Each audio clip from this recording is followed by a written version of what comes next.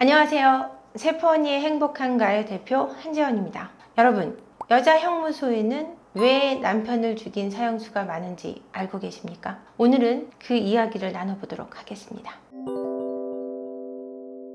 여러분들 혹시 이 사실을 알고 계세요? 여자 형무소에는 남편을 살해한 여자 사형수들이 많다는 사실을 말입니다.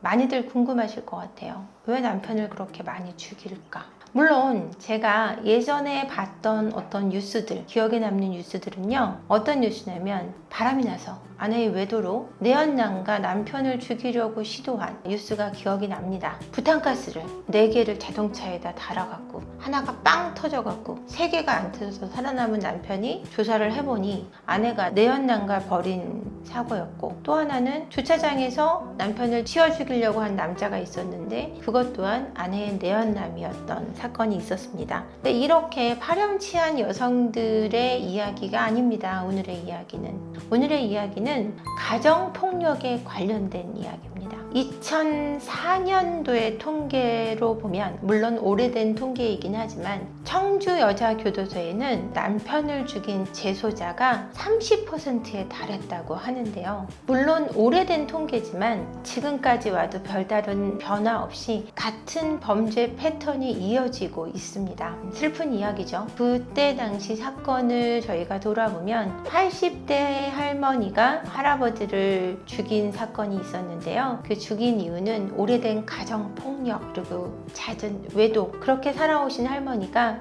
이제 80이 넘어서 노인정을 놀러 다니는 거를 할아버지가 못 가게 하자 화가 나서 할머니가 할아버지를 살해합니다. 그 사건으로 할머니는 집행유예를 받고 나와요. 왜냐하면 자식들이 엄마가 아빠로부터 얼마나 많은 가정폭력을 당했는지 증언했기 때문입니다. 그뿐이 아니라 남편을 죽인 아내들의 그 법정에는 아이들이 엄마의 선처를 호소하는 일이 많은데요. 어떻게 호소를 하냐면, 엄마가 아버지를 죽이지 않았다면 아버지가 우리를 먼저 죽였을 거라는 증언들을 많이 한다고 합니다. 이처럼 여성들은 가정폭력에서 나오기 위해서 남편을 죽이는 사건들이 많이 발생을 하는데요. 이런 생각을 하실 것 같아요. 죽이지 않고 이혼하면 될 거 아니야. 저도 했던 생각입니다. 하지만 이런 가정폭력을 저지르는 남편들의 형태는 이혼을 하려고 할 때는 아이들을 살해하겠다고 하고, 때로는 너의 친정 식구들을 모두 죽이겠다고 하고, 실제로 이런 일도 비일비재하다는 사실을 여러분들이 아시는지 모르겠습니다. 물론 아내를 죽인 남편의 살해 건수는 아내가 남편을 죽인 살해 건수보다 10배가 넘습니다. 이것은 사실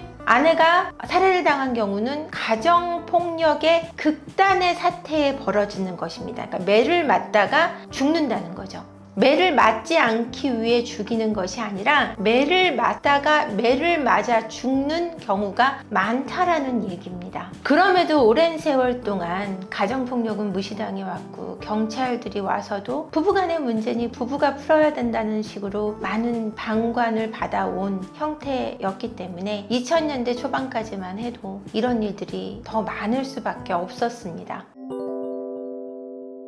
대한민국 여성이 사람을 죽인다면 50%는 남편일 가능성이 높다고 하네요. 여러분, 남편 여러분, 아내분들 때리지 마십시오. 때리면 죽을 확률이 50%나 됩니다. 제가 웃으면서 얘기하지만 정말 가정폭력처럼 나쁜 것은 없습니다. 내 가족에게 입는 상처가 얼마나 깊고 아픈지, 가정폭력 속에 자란 남편분들이 가정폭력을 저지르고 있다는 사실을 알고 있기에 여러분들도 경험하셨을 거라고 생각하니 간곡히 부탁드립니다. 아내분들을 향한, 자녀들을 향한 폭력을 멈춰 주십시오. 그래야 여러분들 살아남을 수 있습니다.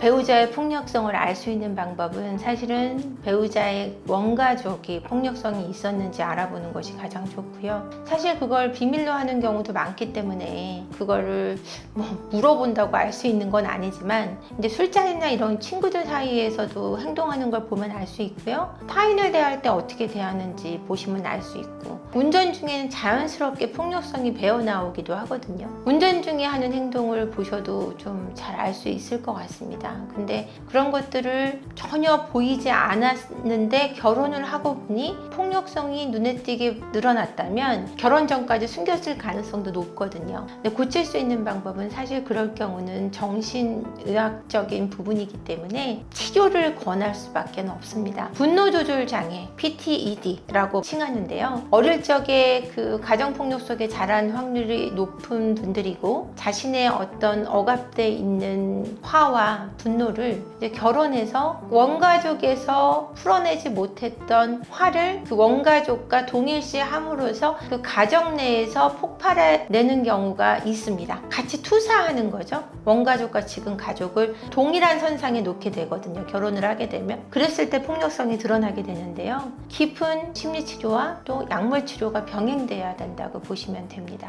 혼자는 해낼 수 있지 않습니다. 그거는 스스로 당연히 알 수 있을 것 같아요. 제 안에서 이렇게 짜증이 벌컥하고 날 때 제가 제 입으로 뱉어요. 내가 짜증이 나네?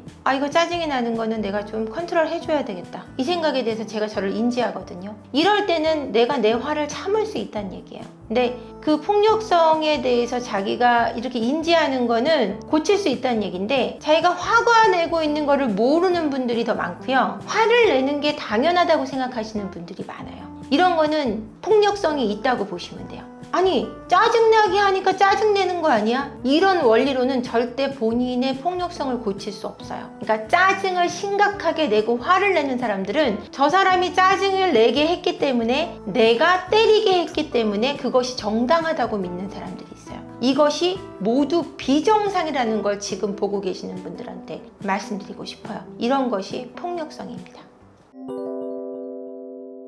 여러분, 대한민국에서 여성이 사람을 죽이면 50%가 남편이라고 합니다. 그 이유는 가정폭력에서 벗어나기 위해서라고 하네요. 그 안에 물론 말도 안 되게 외도를 하는 여성들도 있겠죠. 하지만 높은 비율로 가정폭력에서 벗어나기 위해 남편을 죽인다고 합니다. 내 아이들을 구하기 위해서 법원에서 엄마가 아빠를 죽이지 않았다면 우리가 먼저 죽었을 거라고 자녀들이 증언을 한다고 합니다. 여러분, 죽고 싶지 않으면 아내분 때리지 마세요. 정말 강력하게 부탁드립니다. 그분들로 하여금 귀한 생명을 해치지 않도록 도와주세요. 아이들을 건강히 키워주세요. 대한민국의 희망은 아이들입니다. 끝까지 영상 봐주셔서 감사하고요. 구독과 좋아요, 알림 설정 부탁드리겠습니다. 고맙습니다.